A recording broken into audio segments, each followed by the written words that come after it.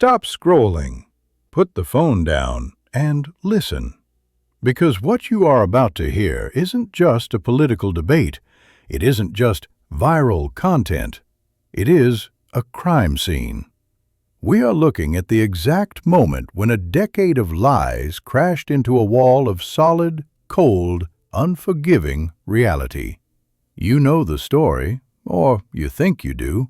Alexandria Ocasio-Cortez, the queen of Instagram, the voice of a generation, versus J.D. Vance, the Yale lawyer, the Marine, the vice president.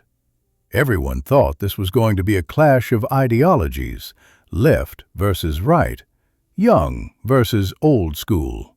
They were wrong. This wasn't a debate. This was an exposure.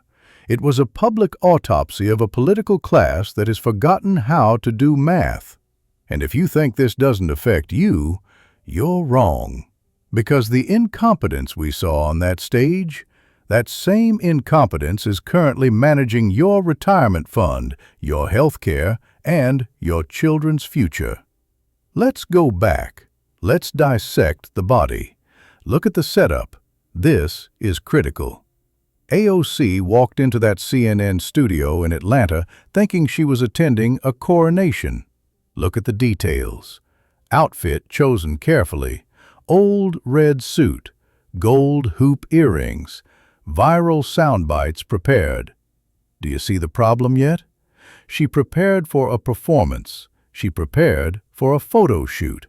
Her staff war-gamed questions designed to create clips for TikTok. They focused on the lighting, the angles, the emotional hooks. They treated governance like it was a casting call for a reality TV show. And why wouldn't they? For 6 years, that's all she needed. Scream racism, scream sexism, cry about the climate emergency, wear a dress that says tax the rich at a gala that costs $30,000 a ticket. It worked. It got her likes. It got her magazine covers. It made her a star. But stars don't run countries. Adults do. And while she was picking out earrings, J.D. Vance was doing something she apparently never thought of. He was doing the math. This is where the warning begins. This is where you need to get scared. Vance's team wasn't looking for sound bites. They were looking at spreadsheets. They analyzed every single bill she introduced in 6 years, every amendment, every resolution. And do you know what they found? Nothing. Empty air. They found aspirational goals. They found wishes. They found bills that promised heaven on earth but had absolutely zero mechanism to pay for it. Think about that. A sitting congresswoman, 6 years in office, and she had never, not once, sat down with a calculator and checked if her ideas were actually possible. She assumed that passion was a substitute for policy. And that is the disease that is killing America right now. We have raised a generation of leaders who think that if they feel strongly enough about something, the laws of economics will magically suspend themselves. They think moral certainty is a currency. Vance knew this. He knew he didn't have to attack her character. He didn't have to be mean. He didn't have to be a bully. He just had to ask her to show her work. The stage is set. Atlanta, packed house, 50-50 split. AOC walks out, the red suit, the big smile, the wave. She is in her element. She thinks she is about to education America. She starts her opening statement, and it's exactly what you expect. Climate crisis, inequality crisis, billionaires hoarding wealth, bold action, transformative change. It sounds great, doesn't it? It sounds heroic. The crowd cheers. The Democrats in the audience are eating it up. They are drunk on the rhetoric. They are high on the vibes. She says, "I reject that bold solutions aren't realistic." That is a dangerous sentence. Rejecting reality doesn't make it go away. You can reject gravity all you want, but if you jump off a cliff, you are still going to hit the ground.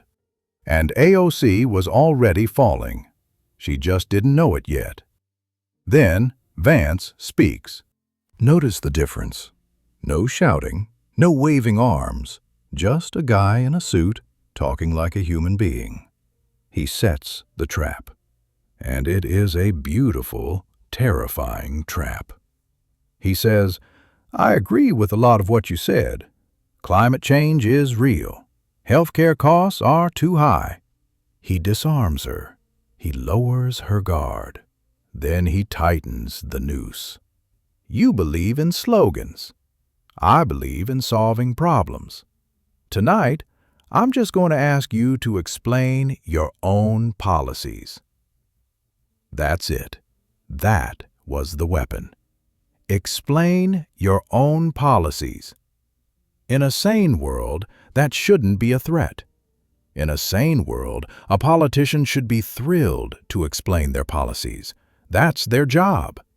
But in the world of performative politics, asking for an explanation is an act of war. Because there is no explanation.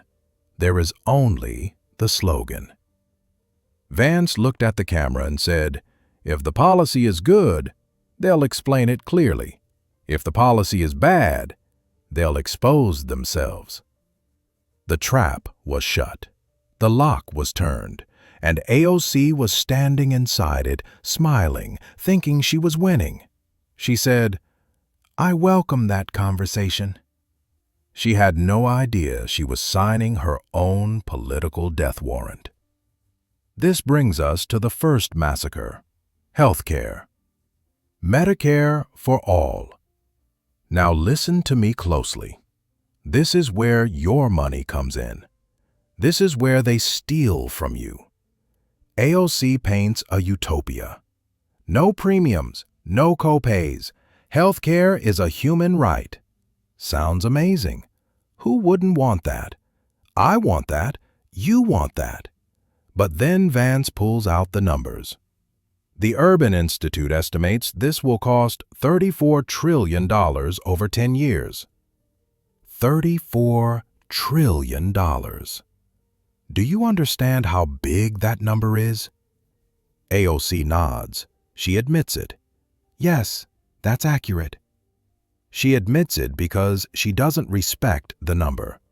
To her, 34 trillion is just digits on a screen. It's monopoly money. Vance breaks it down. That's $3.4 trillion per year.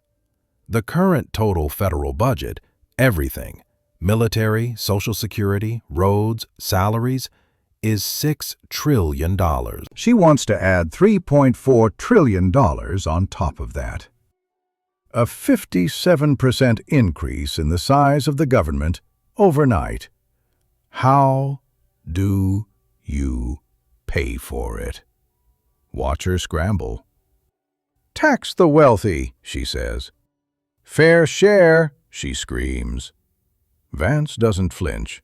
He checks the list. Wealth tax? That's $300 billion a year. You need $3.4 trillion. Corporate loopholes? That's $100 billion. You're still short. Financial transaction tax? Maybe $50 billion. He adds it all up. All of her tax the rich dreams, all of her punish Wall Street fantasies, they add up to $450 billion.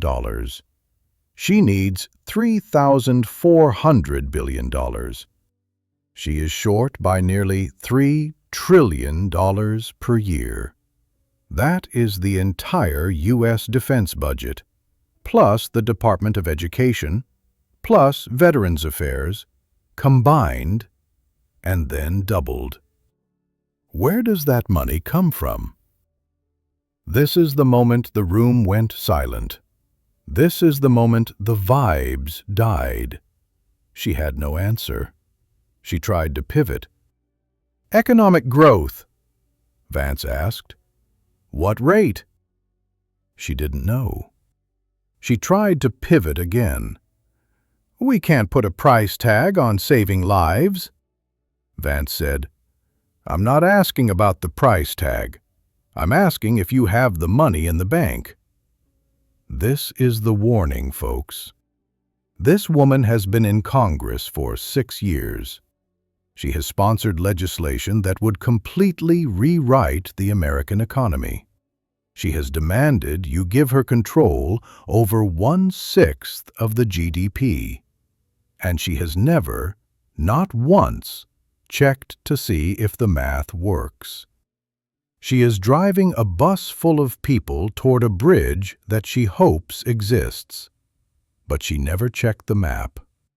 And when Vance pointed out that the bridge isn't there, she got angry. I'm not going to sit here and play Washington math games, she yelled. Math games?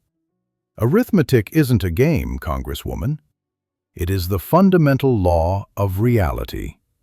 If you spend more than you have, you go bankrupt. If a country spends more than it has, it collapses. Inflation destroys the poor.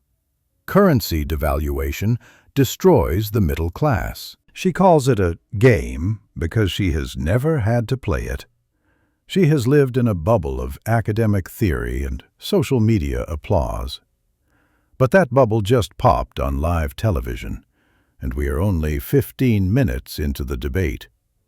It gets worse, much worse. Because next, they talk about the Green New Deal. And if you think the healthcare math was bad, wait until you see the energy math. Stay tuned. This is just the warm-up. Welcome back to The Crime Scene. When we left off, Alexandria Ocasio-Cortez was bleeding out. Politically speaking, her Medicare for All math had just been exposed as a $3 trillion a year deficit. A normal politician, they would pivot, they would retreat, they would try to survive the night. But AOC isn't a normal politician. She is a true believer. So when Jake Tapper shifted the topic to the Green New Deal, you could actually see her posture change. She sat up straighter. She smiled again. Because this is her church. This is her religion. She thought, okay, the math on healthcare was hard, but climate? Climate is about morality. You can't argue with saving the planet. She launched into her speech, and it was beautiful, truly. Transition to 100% renewable energy. Retrofit every building in America. High-speed rail everywhere. Good-paying union jobs. It sounded like John Lennon's Imagine, but with solar panels. She finished. The crowd cheered. She felt safe. And then J.D. Vance leaned into the microphone and asked the question that destroys utopias. How much would it cost? Estimates vary. Give me your estimate. Roughly. Are we talking 1 trillion, 10 trillion, 50 trillion? She froze. Think about this. She is the co-author of the resolution. Her name is on the paper. She has sold T-shirts with the name of the bill on them. And she didn't have a number. She tried to dodge. The resolution was meant to be aspirational. A framework. Aspirational. I want you to remember that word. In Washington, D.C., aspirational is code for we have no idea what we are doing, but it makes us feel good to say it. Vance didn't let her get away with it. He dropped the bomb. The American Action Forum estimated $93 trillion over 10 years. Does that seem wildly off to you? $93 trillion. For context, The entire global economy, the GDP of the whole planet Earth, is about $100 trillion. She wants to spend the equivalent of the entire world's economic output on one country in 1 decade. She laughed it off. She called it a right-wing number, a scare tactic. So Vance did the thing that nobody in the media has ever done to her. He opened the hood of the car and showed her the engine was missing. He started listing the items, her items, from her bill. Item 1. Retrofitting buildings. The Green New Deal calls for upgrading every existing building in the United States to maximize energy efficiency. Sounds nice, right? No more drafty windows. Vance pulls the data. There are 140 million buildings in America. Houses, Walmarts, skyscrapers, sheds. The average cost for a deep retrofit? About $30,000 per building. Do the math. 140 million times $30,000. That is $4.2 trillion, just for the windows and insulation. Item 2. The grid. Replacing 100% of fossil fuels with wind, solar, and batteries. We aren't talking about adding a few solar farms. We are talking about deleting the backbone of the industrial economy. Department of Energy estimates $6 trillion. We are now at $10.2 trillion. And we haven't even fixed the roads yet. Item 3. High-speed rail. This is my favorite part. Her resolution wants to make air travel unnecessary. That means trains, fast ones, everywhere. Vance looked at her and said, China spent $2 trillion building 25,000 miles of rail. To replace air travel in the U.S., you'd need at least $3 trillion more. We are at $13.2 trillion. Just for hardware. He looked at her. So $93 trillion doesn't seem crazy, does it? She stammered. You're inflating the numbers. I'm just multiplying units by cost estimates. What am I getting wrong? She couldn't answer. Because he wasn't wrong. Physics has a price tag. Steel costs money. Labor costs money. You cannot legislate cost away with aspirational frameworks. But here is the darker truth. The money is scary, but the power is terrifying. Vance broke it down for the audience, and you could hear a pin drop in that studio. He said, $93 trillion over 10 years is $9.3 trillion per year. America's entire GDP, everything we produce, every burger flipped, every car built, every iPhone sold, is $25 trillion a year. She is proposing to take 37% of the entire nation's wealth and channel it through this one program. Add in the current government spending, 24%, you are talking about 61% of the U.S. economy controlled by the federal government. That isn't a stimulus package. That isn't reform. That is a command economy. That is Soviet-style central planning. That means the government decides what you drive, where you live, how you heat your home, what job you do. Vance asked the audience, how many of you want the government controlling 61% of the economy? 0 hands. Even the college kids with the Bernie Sanders stickers, they kept their hands down. Because even they know that the DMV can't even print a driver's license in under 3 hours. Do you want them running 60% of your life? This was the moment AOC's brand started to crumble. For years, she sold the idea that her policies were just common sense, that they were just being kind. "Why do you hate the planet?" she would ask. "Why do you hate the poor?" Vance stripped away the moral blackmail and showed the mechanical reality. He said, "Here's the problem with aspirational frameworks that skip the math. They sound wonderful until you have to implement them." He looked at her with pity. Not anger, pity. "You don't know, do you? You've never actually run the numbers." She tried to fight back. She yelled about Republican talking points, and Vance delivered the line of the night. "I'm using a calculator. That's not Republican or Democrat. 2 + 2 = 4, regardless of your politics."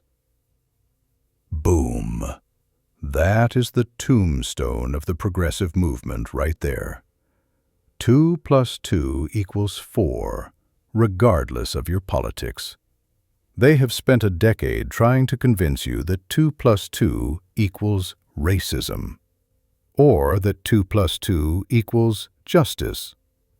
They forgot that the bridge collapses if the engineering is wrong, no matter how inclusive the architect was. Now, at this point in the debate, AOC is rattled. Her moral shield is broken. Her climate armor is dented. But she still has one card left to play. She thinks, okay, maybe the big macroeconomics is too complex. Maybe I got lost in the trillions. But I am a champion of the local people. I fought for Queens. I fought against Amazon. I saved my community. She thinks her record in New York is her safety net. Oh, honey, no. Because J.D. Vance didn't just study her bills, he studied her victories. And he is about to turn her proudest moment, the defeat of the Amazon HQ2, into the most embarrassing lesson in economics ever televised. If you are a working-class person, if you have ever wanted a high-paying job, what happens next will make you absolutely furious. Don't go anywhere. The body count is rising. We are halfway through the slaughter. AOC has lost the healthcare argument. She has lost the climate argument. Her trillions have been exposed as fairy dust. But now, she thinks she's on safe ground. She thinks she's back on the block. The topic shifts to her home turf, New York City, the Bronx, Queens. A young woman stands up in the audience. She isn't a Republican operative. She says she's a Democrat. She voted for AOC. But she asks the question that every person in Queens has been whispering for years. You stopped Amazon from bringing 25,000 jobs to our neighborhood. Why? Watch AOC's face. She lights up. She loves this story. To her, this is her David versus Goliath moment. This is the moment she stood up to the richest man in the world, Jeff Bezos, and said, "Not in my house." She grabs the mic. She is beaming. AOC, I stood against corporate welfare. Amazon wanted $3 billion in handouts. I said no. We don't bribe billionaires. There is some applause, because on the surface, she's right. Giving tax breaks to billionaires sounds gross. It feels wrong. But feelings aren't economics. J.D. Vance raises his hand. He doesn't look angry. He looks like a venture capitalist listening to a terrible pitch on Shark Tank. He asks, "May I follow up on that?" He turns to her. "Vance, Congresswoman, how many jobs was Amazon planning to bring?" AOC, "They promised 25,000. Vance, "And the average salary?" AOC, "High, but—" Vance, "It was $150,000 a year, guaranteed, in the contract." Vance pauses. He lets the audience do the math. But just in case they are slow, he does it for them. Vance, 25,000 jobs times $150,000. That is $3.75 billion in new wages every single year. He holds up one finger. You stopped that to save $300 million a year in tax breaks. Let's break this down. The city offered Amazon a $3 billion discount over 10 years. In exchange, Amazon was going to inject $37.5 billion in wages over those same 10 years, plus billions more in construction, plus billions more in tax revenue from those workers buying coffee, renting apartments, and paying income tax. Vance delivered the kill shot. Vance, that is a 12-to-1 return on investment. You turned down $12 to save $1. Does that make sense to you? This is the part that drives me crazy. This is Business 101. If I told you, give me $1 and I will give you $12 back, you would take that deal every single time. You would take that deal until your hands fell off. But AOC? She said no. Because she saw the $1 leaving the government's pocket. But she was too economically illiterate to see the $12 coming back into the community's pocket. She tried to defend it, and her defense was even worse than the mistake. AOC, those jobs weren't for my constituents. They were for tech workers who would displace people. Listen to what she just admitted. She is admitting that she thinks her own voters are too stupid to get those jobs. She thinks the people of Queens are incapable of learning to code, incapable of working in HR, incapable of working in logistics. Vance wasn't having it. Amazon committed to training programs. They were going to fund local schools. It was in the deal. He looked at the audience. She didn't protect you from Amazon. She protected you from opportunity. Then Vance twists the knife. He asks, "Since you killed the deal, how many comparable jobs have come to Queens?" She hesitates. She mumbles about working with other partners. I have the number. It's about 2,000. Let that sink in. Amazon promised 25,000. AOC delivered 2,000. The gap. 23,000 jobs. Gone. Poof. Vanished. 23,000 families who could have had a six-figure income. 23,000 careers that never started. Why? Because Alexandria Ocasio-Cortez wanted a viral tweet about fighting capitalism. She sacrificed the prosperity of her own district on the altar of her ideology. Vance looked at her, cold as ice. That's not fighting for working people. That is sacrificing them for your ego. The room was silent. You could see the Democrats in the audience shifting in their seats. Because that hits home. That isn't climate change in 50 years. That is rent money today. Now, we approach the psychological breaking point. AOC is cornered. The math has beaten her 3 times in a row. Healthcare math? Failed. Green New Deal math? Failed.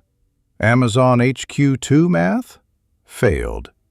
She has no data left. She has no logic left. So she retreats to the only place she feels safe, her identity. She pulls the bartender card. AOC. I think we need to talk about who is really fighting for the working class. I grew up in a working class family. I worked as a bartender. I know what struggle looks like. She raises her voice.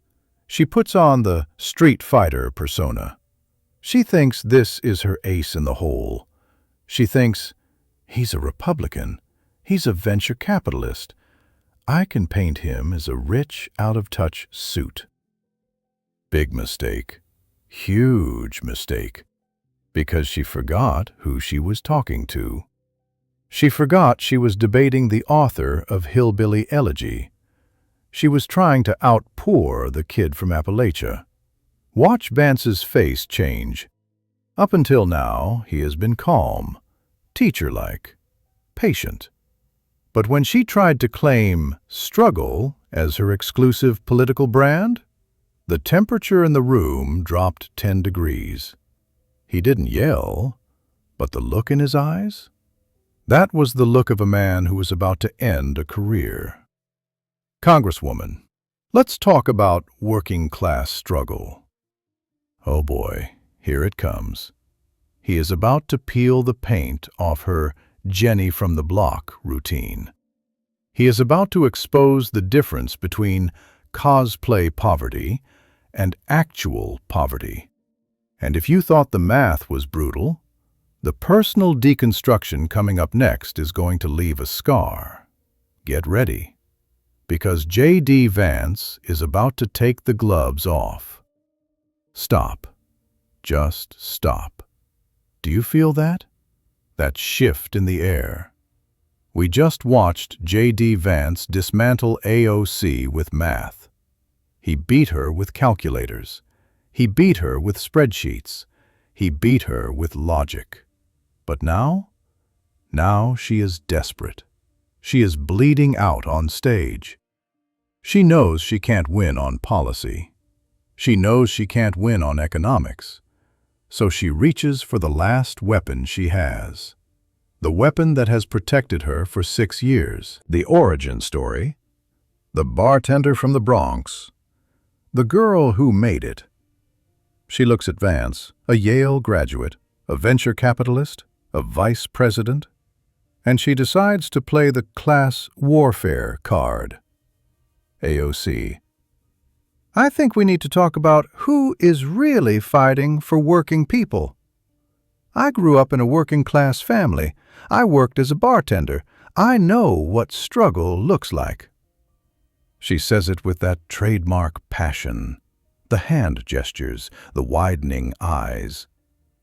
She is trying to paint Vance as the elite and herself as the people. It's a good line. It works on Instagram. It works on The View. But there is one problem. She isn't debating a country club Republican who was born with a silver spoon in his mouth.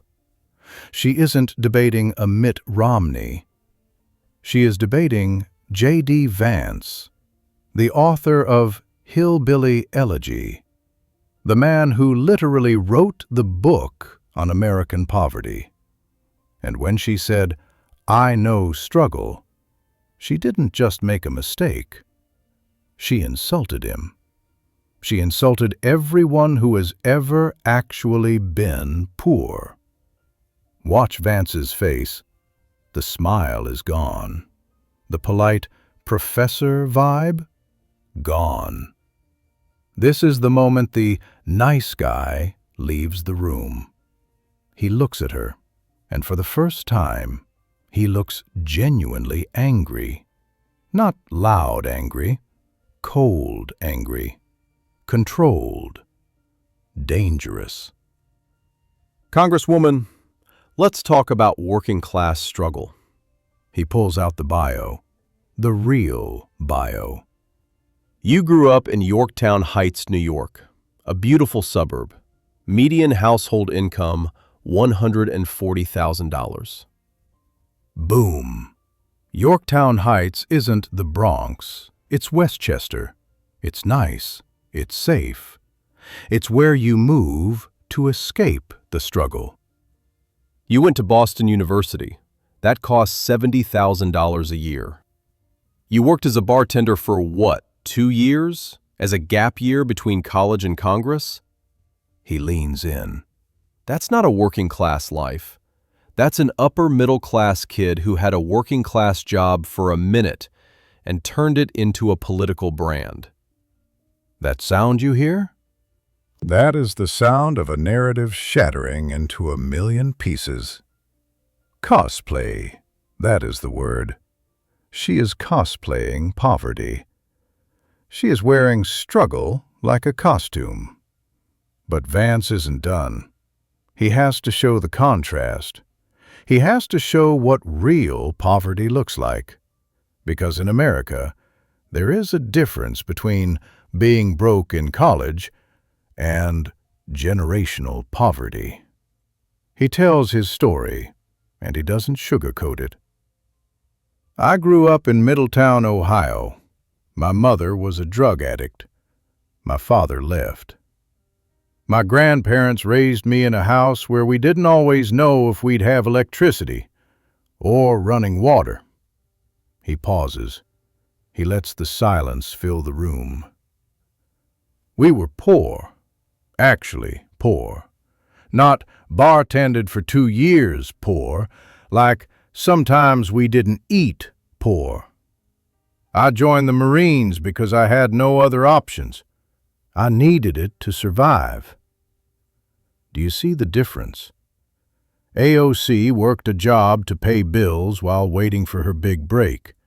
Vance joined the military, signed up to possibly die because it was the only ticket out of hell. He looks her dead in the eye. So when you talk about working class struggle, I lived it. You cosplayed it for Instagram. You cosplayed it.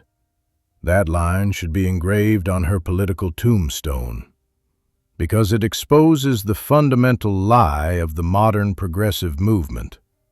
They are mostly college-educated, affluent kids who fetishize the working class, but have absolutely no idea how the working class lives. And this is where Vance connects the cosplay to the policy. This is the most important part. It's not just about who had a harder childhood. It's about who understands the consequences of bad laws. Vance pivots from the personal back to the political, and it hits hard. Here's what really burns me. Your policies would destroy the actual working class. He lists them. The Green New Deal bans fossil fuels. Who works in fossil fuels? Pipe fitters, welders, truck drivers, roughnecks, men and women in Ohio, Pennsylvania, West Virginia, people who don't have degrees in activism, people who work with their hands. Her policy fires them. Medicare for all bans private insurance. Who works in insurance? 500,000 people. Customer service reps, data entry clerks, secretaries, normal, boring, stable jobs. Her policy fires them. $15 minimum wage. Sounds nice, but what happens? Small businesses cut staff. Teenagers can't get entry-level jobs. The bottom rung of the ladder gets sawed off. Vance's voice rises. You propose these sweeping policies that sound good at rallies, but they hurt the very people you claim to fight for. because you have never actually had to live with the consequences of bad policy. This is the hard truth moment. He explains that for people like AOC, people from Yorktown Heights, people with Boston University degrees, bad policy is just a headline. If the economy tanks, they have safety nets, they have parents, they have connections. But for people in Middletown, Ohio, bad policy means death. It means the factory closes. It means the opioids come in. It means the suicide rate goes up. My family lived through factories closing. We lived through the opioid crisis. We know what happens when policy sounds good but doesn't work. He points at her. You know what it's like to get likes on Twitter. I know what it's like to watch my mother overdose. The audience is frozen. Nobody is breathing. This isn't a debate anymore. This is a moral reckoning. AOC looks like she has been slapped. She is gripping the podium. Her face is red. She wants to scream, "Sexism!" She wants to scream, "Privilege!" But she can't, because he just proved that she is the privileged one. She is the tourist in the land of suffering. He is the native. Vance finishes the round with a warning to everyone watching. Don't lecture me about working-class values, and don't pretend your policies help working people, when the math shows they destroy working-class jobs. This segment destroyed her credibility. Before this, you could argue she was misguided but well-intentioned. After this, she looks like a fraud, a tourist, a rich kid playing revolutionary. The bartender myth is dead. Vance killed it. But he isn't done yet, because there's one more policy she loves, one more big idea that sounds great until you think about it for 5 seconds. The federal jobs guarantee. The idea that the government should give everyone a job. You think the math on the Green New Deal was bad? Wait until you hear the bureaucratic nightmare of the jobs guarantee.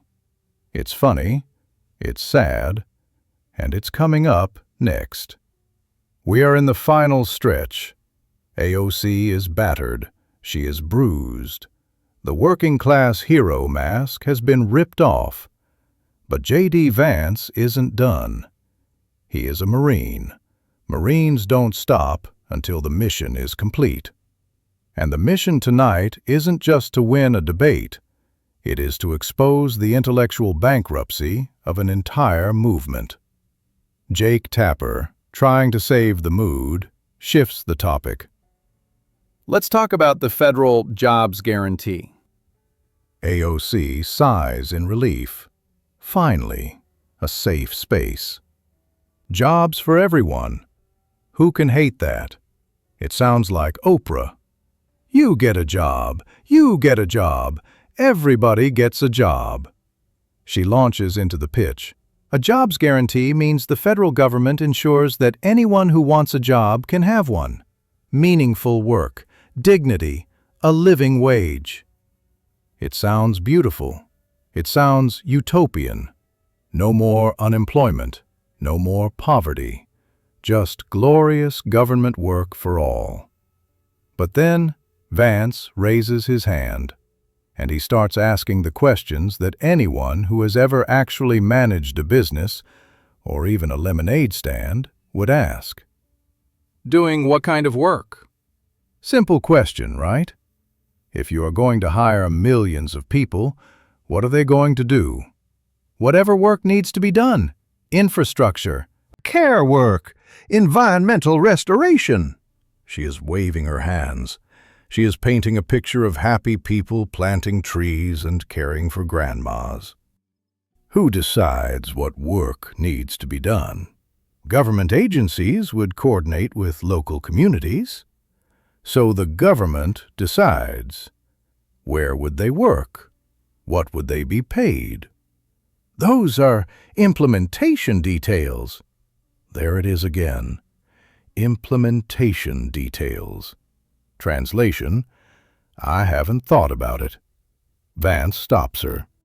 No, those aren't implementation details. Those are the entire policy. He shifts gears. He decides to walk her through the nightmare she is proposing. How many people are currently unemployed? She doesn't know. About 6 million. So, day one, you need to hire 6 million people. Think about the logistics of that. The largest employer in the world is the U.S. Department of Defense. They employ about 2.9 million people, and that took them 250 years to build. She wants to create an organization twice the size of the U.S. military, overnight. What's the average salary? Let's say $50,000. 6 million people times $50,000. That is $300 billion in salaries, plus benefits, plus management, plus equipment. He does the math on the napkin. We are looking at $400 billion a year, minimum. Where does that come from? It's an investment. That's not an answer. Which taxes go up? Silence. She has no tax plan. She just has a vibe. But then, Vance asks the question that exposes the rot at the core of the philosophy. The question about human nature. Who would take these jobs? Is it mandatory? Listen closely. This is the catch-22. If someone is unemployed, but they refuse the government job, do they lose their unemployment benefits? Think about it. If the answer is yes, then it's not a guarantee. It's forced labor. It's work for the state or starve. If the answer is no, then nobody will take the terrible jobs. Why would you dig ditches for the government if you can stay home and get a check? AOC starts stammering. She is trapped in a logic loop. AOC: there would be incentives. The jobs would be desirable. Vance: who defines desirable? What if the guaranteed job is 50 miles away? What if it's cleaning toilets in a federal building? Do they have to take it? She has no answer, because she has never thought about the human element. She thinks people are just units of labor that can be moved around on a spreadsheet. She doesn't understand that people have preferences. They have skills. They have dignity. She is proposing a massive Soviet-style labor camp system and calling it compassion. Vance steps back. He looks at the audience, and he delivers the summary judgment of her entire career. This is the pattern, folks.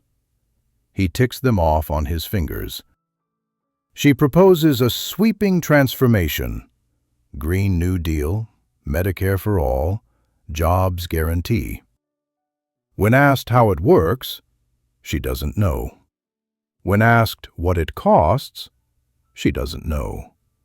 When asked who manages it, she doesn't know.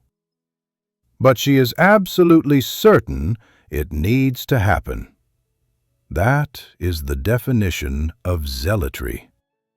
A zealot doesn't care about the how, they only care about the why. But in government, the how is the only thing that matters. The how is the difference between a functioning society and a failed state. He turns to her, and this is the most devastating monologue of the night. Congresswoman, You've been in Congress for 6 years. You sit on the Financial Services Committee. You can't answer basic questions about your own proposals. You don't know the costs. You don't know the trade-offs. He lowers his voice. It's quiet. It's sad.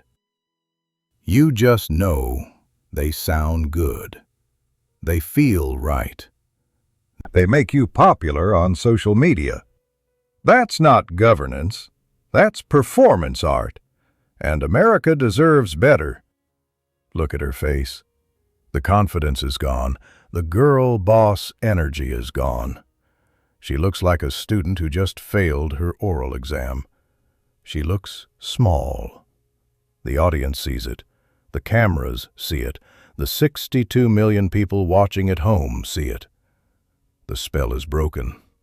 The Wizard of Oz has been pulled out from behind the curtain, and we realized she doesn't have any magic. She just has a megaphone. The debate limps to the finish line. The audience questions are brutal. Even the Democrats are asking, "Do you actually know what you're doing?" But the damage is done. The myth of AOC, the genius, the future, the savior, died on that stage. And J.D. Vance was the coroner. But the story doesn't end when the cameras turn off. The aftermath is even crazier. Because what happened next wasn't just a bad news cycle, it was the total collapse of a political brand. Stay with me for the final part. We are going to watch the fallout. We are going to see what happens when viral fame meets reality. The debate ended. The lights went out in Atlanta. But the internet? The internet lit up like a Christmas tree. Within hours, the clips were everywhere. You know the ones. You've seen them. You don't know your own tax rate. 67 million views.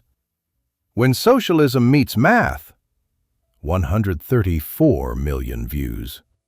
Vance destroys AOC, trending #1 worldwide. But the most interesting part wasn't the numbers. It was the comments. Usually, political videos are a war zone, Democrats fighting Republicans. But this time, the comments were different. I voted for her, but wow, she got destroyed. I'm a progressive, but this was embarrassing. She literally couldn't explain her own bill. She's great at Twitter, but maybe that's not the same as being good at policy. Do you hear that? That is the sound of the vibe shift. That is the sound of millions of people realizing that they bought a lemon. The media tried to save her. Of course they did. The New York Times wrote, "Vance's aggressive tactics raise questions." MSNBC said, "Why Republicans weaponize math against progressive ideas." Weaponize math. Think about that phrase. Since when is math a weapon? Math is a measuring tape. If you build a crooked house and I use a measuring tape to show you it's crooked, I didn't weaponize the tape measure. You just built a bad house. But the spin didn't work because the footage didn't lie. You can't spin silence. You can't spin the look on her face when she realized she was $90 trillion short. Then came the political fallout, and it was brutal. In Washington, power smells blood. Within a week, AOC's poll numbers dropped 15 points in her own district. Why? Because people in Queens aren't stupid. They watched the debate. They saw her admit that she killed 23,000 Amazon jobs for nothing. They saw her admit she had no plan to pay for their health care. Then, the co-sponsors started running. Members of Congress, people who had their names on the Green New Deal, started quietly removing them. They didn't want to be next. They didn't want J.D. Vance asking them to do the math. The Green New Deal went from 100 co-sponsors to 23 in a month. It evaporated.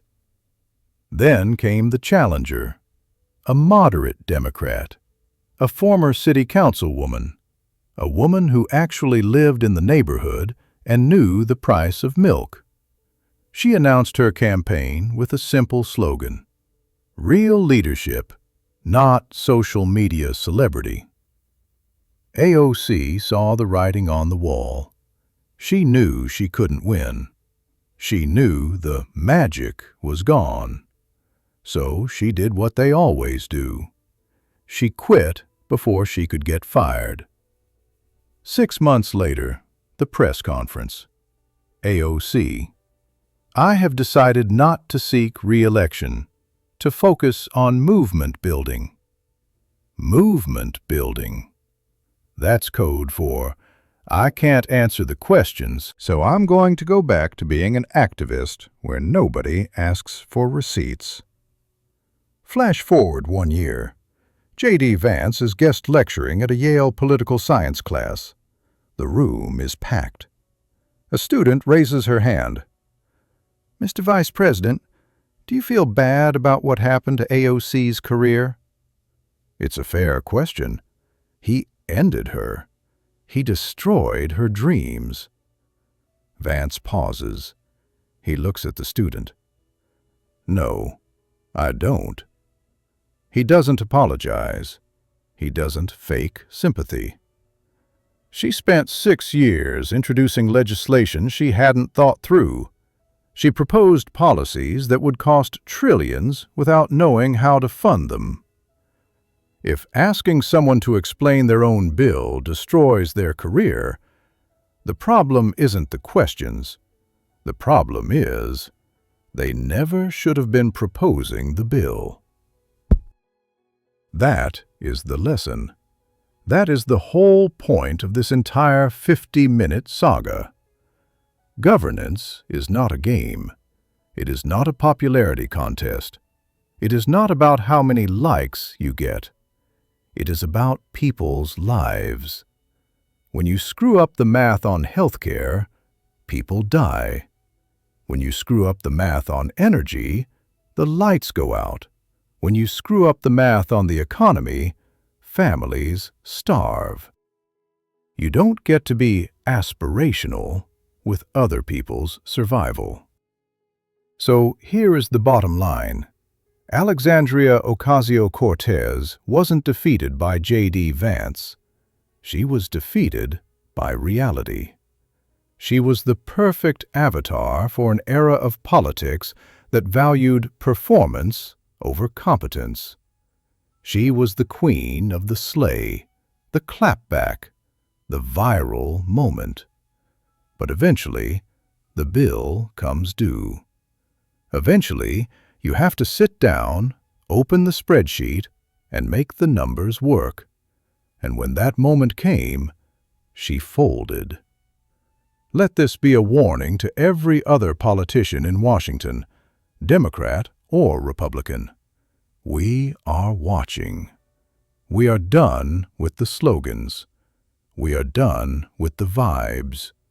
We have calculators now. If you want to lead us, do your homework, show your work, or get out of the way. And remember, you can fool Twitter, but you can't fool the math. Like and subscribe if you want more truth. Class dismissed.